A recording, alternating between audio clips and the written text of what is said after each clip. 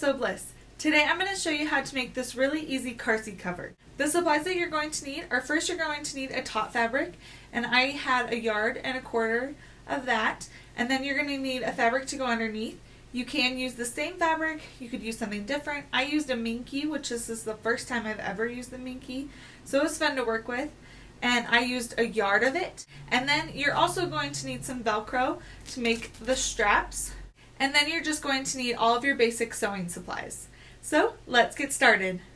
Now our first step is going to be preparing the fabric. So here I have my backing fabric and my front fabric, and I have cut a 36 by 42 inch long piece out of both of those. So that's what those are. And then I have these rectangles, and they are going to be the straps, and I cut those 7 by 12 inch. So now I'm ready to sew these bigger pieces together. So I'm just going to put them right sides together, and I'm going to pin all the way around. And if you're using minky, you're going to want to pin a ton. Minky tends to slip a lot, so the more you pin, the better off you're going to be and the more exact it'll be. So I'm just going to put those right sides together and pin all the way around. I am going to leave about a 5-inch opening so that we can turn it right sides out once we're done sewing it together. Now before I sew the two big pieces together, I'm actually going to round the corners just because I like that look a little better, and this way the corners won't touch the ground. So what I've done is I just drew a curve on one of my corners, and you can use a bowl or you could use cardboard or something like that if you want to get it really exact and really perfect. But I just freehanded mine, and I just liked this long corner look. You can do whatever you want. So now I'm just going to cut that out, and I'm going to fold my fabric over to the other corners and match it up and do the exact same curve. So that way they all match and they all look good. And then I will just pin all the way around the cover. Now after you're done sewing, you can turn it right sides out. And now I'm going to iron mine. And with minky, you don't actually want to iron directly on top of it. So what I've done is I've just gotten a wet rag, and I'm going to put that on top and then lightly iron over that on a low setting. If you're not using minky, make sure you know what your fabric can take. But we're just going to iron this out so that way we can do the top stitching, and that will look nice. And I'm also going to make sure that my corners look nice and round. Now after you've ironed all the way around, I actually pinned mine just to hold it into place, but now I'm going to sew mine and just do the top stitching all the way around. I'm going to do mine at 1/4 inch, and I am using a double needle, but if you want to use a single needle or do a zigzag stitch, feel free to do that, whatever you would like. And I am closing that 5-inch gap that we left. I'm just top stitching right over it. And now we're ready to use the 2 rectangle pieces for the straps. So what I'm going to do is I'm just going to fold mine so that the edges meet up. I'm doing right sides together. I'm just going to fold it in half, hot dog style. And I'm going to sew at a 1/2-inch seam allowance all the way down this edge. And I'm just going to be using a single needle, not the double needle. Now once I have this piece sewn, I'm going to take this seam and I'm going to iron that open. And I am going to place it right in the middle so that way we have the same amount on this side as we do on this side. So once that's been ironed, I'm going to turn it right sides out. Here I have it right sides out, and I'm going to iron it again. This time I'm going to make sure this seam is right in the middle. Next we're going to clean up these raw edges. So what I'm going to do is I'm going to fold my corners in just like that, just so you won't be able to see any of this raw edge when we fold it. So next I'm going to fold it once, and I'm doing about a 5/8 inch seam, but you can make it smaller, so just fold it in smaller if you would like, but mine are going to be a little bit bigger.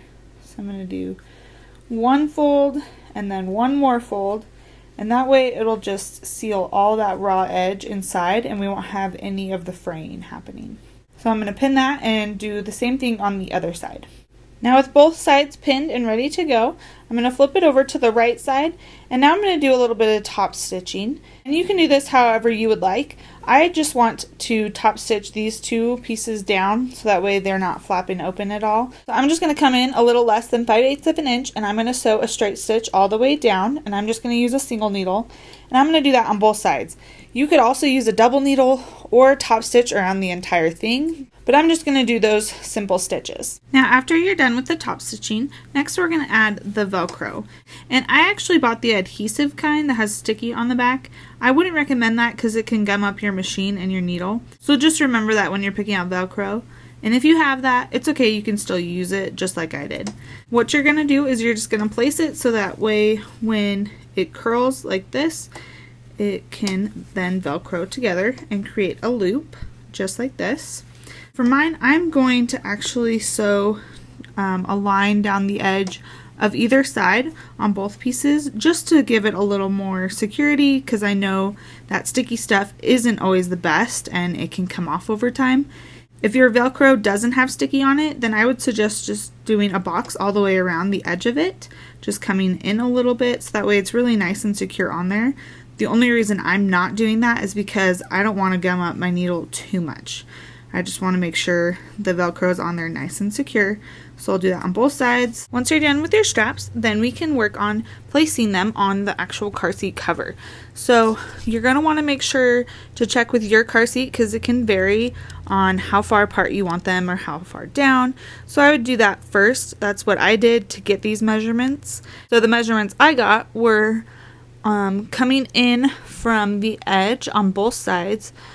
I got 12 inches from the edge, and then I put a pin to mark that spot, and then coming down from the top of it I got 16 inches and I put a pin. So if I zoom in, you can see there's a little cross point right there, and that is where I want the middle of my strap to be. So here we can look at the strap. I've actually already sewn this one down, but those pins were right here. The pin going up and down was right here, so it was placed on that seam, and then going left to right, I just placed that one right in the middle as well, line that up, and then pinned it down and sewed a square around it to keep it really nice. And I did a 2-inch wide square and then just sewed it right next to the edge, and that will keep it secure really nice.